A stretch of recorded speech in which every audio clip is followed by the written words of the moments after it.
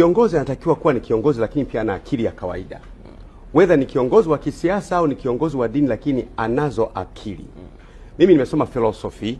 Kwenye philosophy tunasema kuna akili za aina mbalimbali. Kwanza kuna akili ya mtu.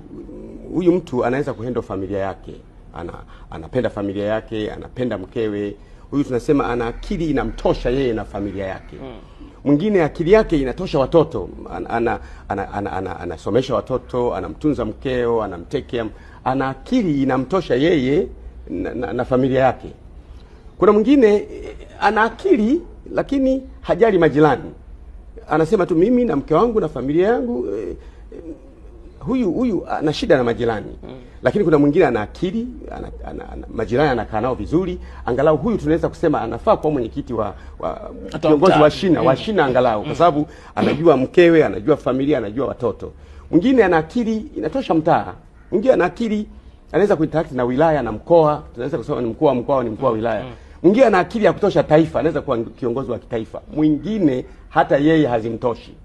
Hata yeye mwenyewe hazimtoshi. Mtu mmoja anang'ang'ana hasa awe kiongozi wa kitaifa. Yeye mwenyewe hazimtoshi. Ukimwangalia hivi unaona huyu mwenyewe hazimtoshi. Mfano mzuri. Kwenye lockdown hii ya duniani kote, zilibaki nchi chache tu. Cambodia, Sweden, Thailand na Tanzania. Ndio nchi peke yake duniani ambazo hazikuwa na lockdown. Na kwa sababu nchi hizo Tanzania tunamtegemea Mungu. Halafu namkuta kiongozi sasa wa kisiasa sasa anasema kwamba unajua Tanzania viongozi wa kidini wanaambiwa mtumaini Mungu. Kiongozi wa kisiasa. Sasa unaona huyo zinamtosha yeye? Kama naona nchi yetu iko salama kati ya nchi zote ambazo Cambodia, Thailand pamoja na Sweden na Tanzania ikiwemo. We took a different stand. Leo tuko salama. Hatuna maski mimi na wewe.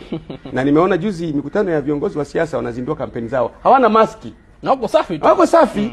Na mwingine ametoka nje ya nchi amebamba maski yake kuja hapa kavua maski. Lakini huyo hataki kusema jamani, kwa sababu Mheshimiwa Rais alichukua stand ya tofauti. Ndio maana leo niko kwenye community, sina maski, sina nini. Mambo ya mtu yeye hazimtoshi, anataka kuwa kiongozi wa nchi. Sidhani kama tutafika mbali. Sasa anatakiwa kuwa na akili za kawaida, zimtoshe yeye, zitoshe familia yake, zitoshe